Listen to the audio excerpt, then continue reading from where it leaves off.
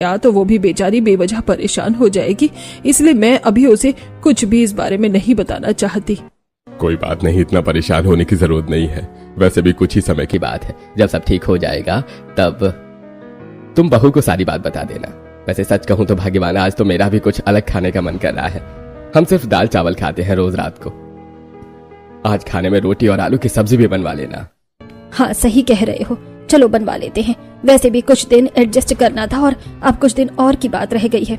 बस भगवान की कृपा से सब ठीक हो जाए, उसके बाद तो कोई परेशानी ही नहीं होगी। फिर तो मैं पूरी रसोई की जिम्मेदारी अच्छे से बहू के हाथ में ही सौंप दूंगी। आखिर ऐसी क्या वजह थी जिसकी वजह से प्रीति एक तरफ इतना गुस्सा हो रही थी और साथ में उसे दाल चावल और उसके साथ में आम की चटनी बनाने में भी गुस्सा आ रहा था। वहीं दूसरी तरफ शांति और रमेश किस मजबूरी के बारे में बात कर रहे थे, जानने के लिए चलते हैं समय में थोड़ा पीछे। दाल चावल और उसके साथ आम की चटनी का कॉम्बिनेशन तो मुझे बहुत अच्छा लग रहा है।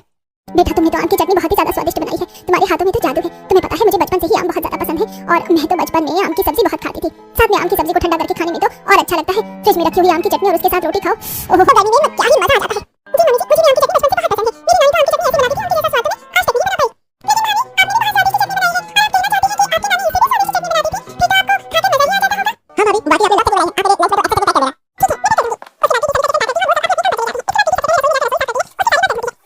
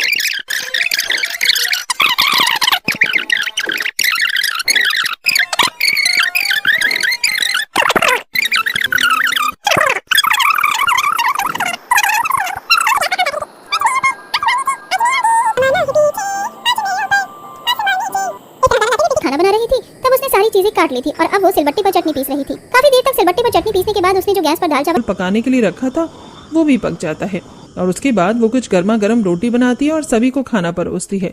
सब बड़े मजे से खाते हैं। बेटा हमारा खाना तो खत्म होने वाला है, तुमने अब तक खाना शुरू क्यों नहीं किया? मम्मी जी मुझे भूख अभी नहीं लग रही है, मैं थोड़ी देर में खा लूंगी। अच्छा ठीक है बेटा, लेकिन समय पर खा लेना। जी ठीक है मम्मी जी। उसके बाद सब जब खाना खाकर वहां से चले जाते हैं और प्रीति रसोई में बड़ी खुशी से बर्तन धो रही थी। आज तो पता नहीं रोहन जी मेरे खाने को क्या लेकर आए होंगे, मुझे तो बहुत खुशी हो रही है। मुझे बस जल्दी से कमरे में जाकर देखना है।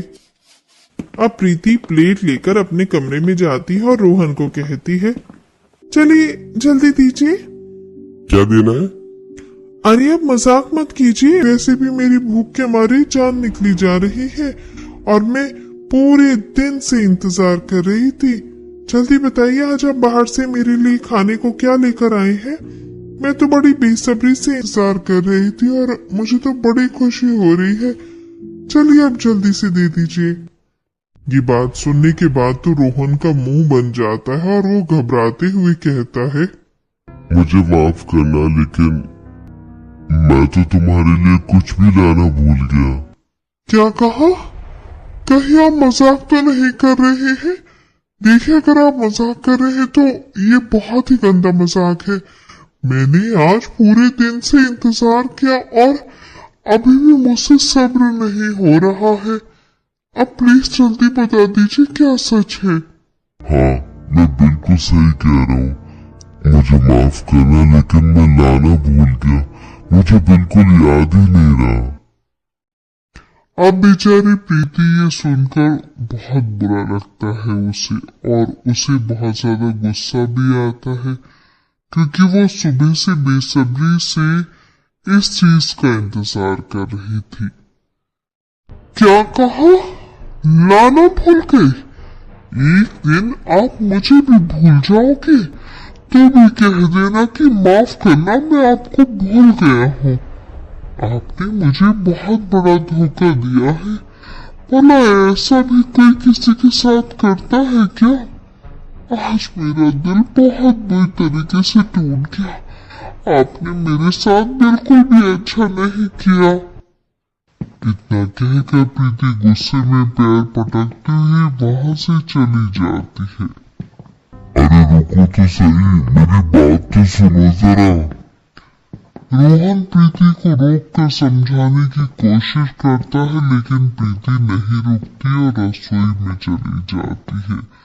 प्रीति को बहुत ज्यादा भूख लग रही थी, इसलिए वो थोड़े से बचे हुए चावल में ही दाल डालकर उसके साथ कच्चे आम की चटनी मिलाकर खाने लगती है। कैसी किस्मत है मेरी, सुबह से चाट बल्ला खाने का इंतजार कर रही थी और घूम फिर कर वहीं से फिर दाल चावल पर आकर ही रुक गई हूँ मैं। जब खाना खाकर प्रीति वापस कमरे में जाती है तब रोहन उसे कहता है, अरे बाबा मुझे माफ कर दो,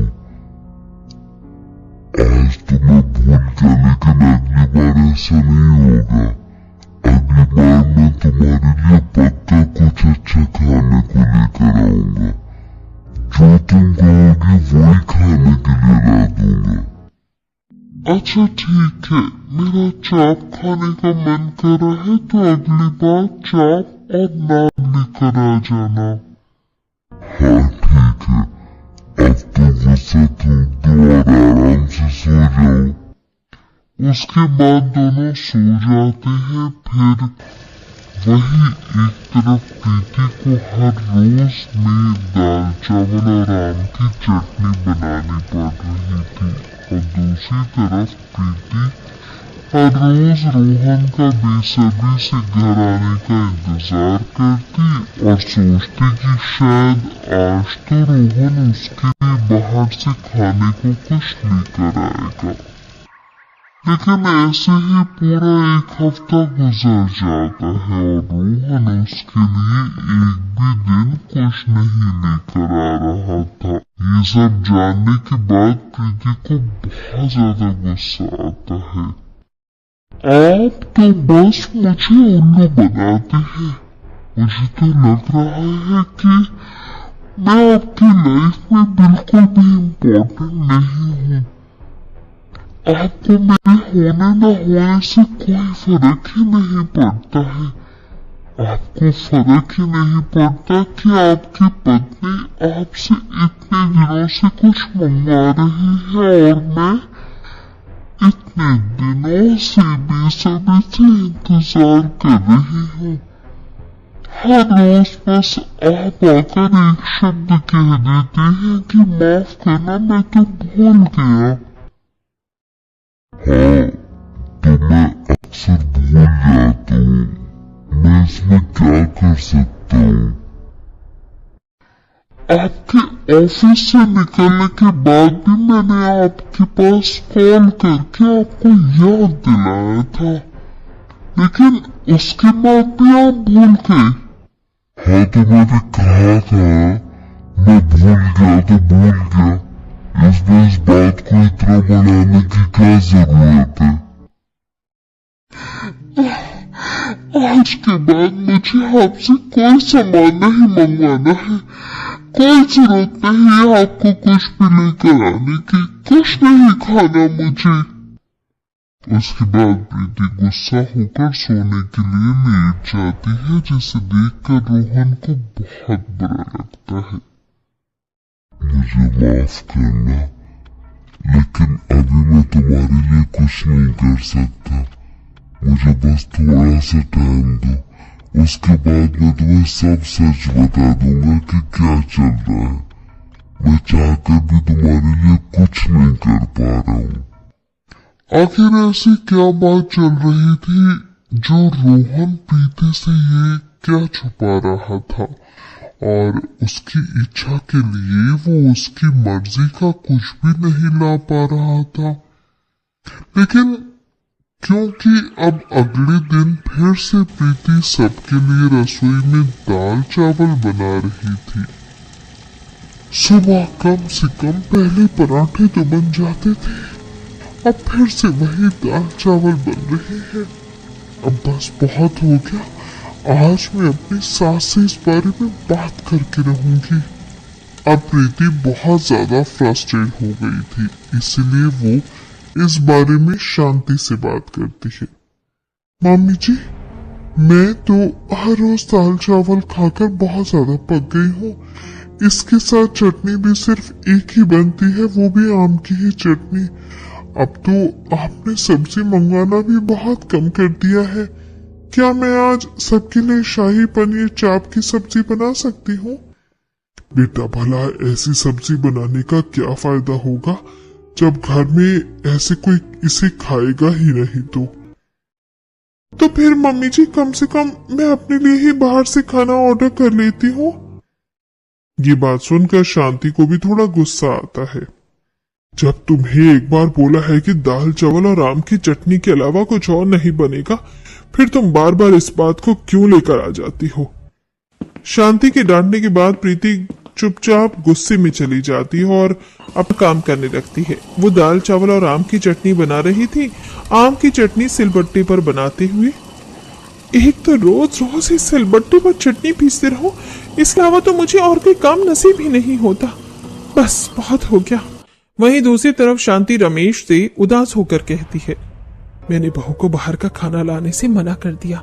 हालांकि मुझे भी बहुत बुरा लग रहा है, लेकिन हम कुछ कर भी नहीं सकते हैं। अभी हमें इन सब चीजों पर कंट्रोल करना होगा। बहू को तो अभी मैं सच भी नहीं बता सकती। अगर उसे पता चल गया तो वो भी बेचारी बेवजह परेशान हो जाएगी। इसीलिए मैं अभी उसे कुछ भी इस बारे में नहीं बताना चाहती। कोई बात नहीं, इतना परेशान होने की जरूरत नहीं है। वैसे भी कुछ ही समय की बात है, जब सब ठीक हो जाएगा तो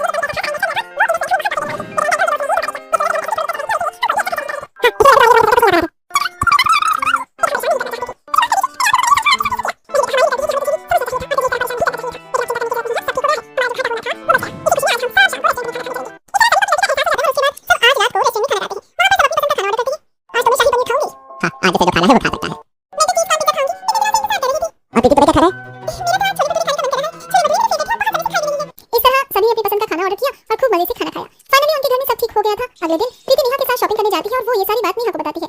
यानी तुमने ससुराल पर इतनी बड़ी मुसीबत आई, लेकिन खुशी है कि अब सब ठीक हो गया। हाँ, अब कोई परेशानी नहीं है। इसी खुशी में इन्होंने मुझे पैसे दिए हैं कि मैं अपनी मर्जी से कोई भी ड्रेस लेकर आ सकती हूँ। दोनों शॉप पर कपड़ा लेने जाती है और वहाँ पर प्रीति को एक ड्रेस पसंद आ जाती है। नहीं भैया, 1000 रुपए तो बहुत ज्यादा है इस ड्रेस की। मैं तो आपको 800 रुपए ही दूंगी। अगर आपको देनी है तो डन कीजिए, वरना नहीं। अच्छा ठीक है बहन जी, मैं पैक कर देता हूँ।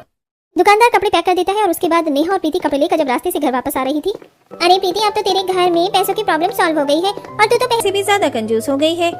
यहाँ बात कंजूसी की नहीं है, बात यह है कि हमें अब थोड़े थोड़े पैसे बचाने चाहिए। अब पता चल रहा है कि कभी भी कोई भी मुसीबत आ सकती है और कभी भी कैसी भी सिचुएशन हो सकती है। इसीलिए अब मैंने सोच लिया है कि पहले की तरह मुझे नहीं करना है।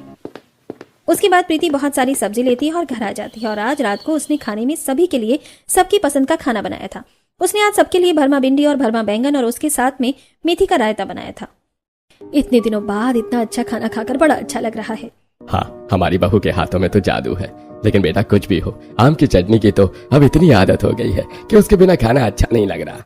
ठीक है पापा जी, मैं कल से आप सभी के लिए आम की चटनी बना दूंगी।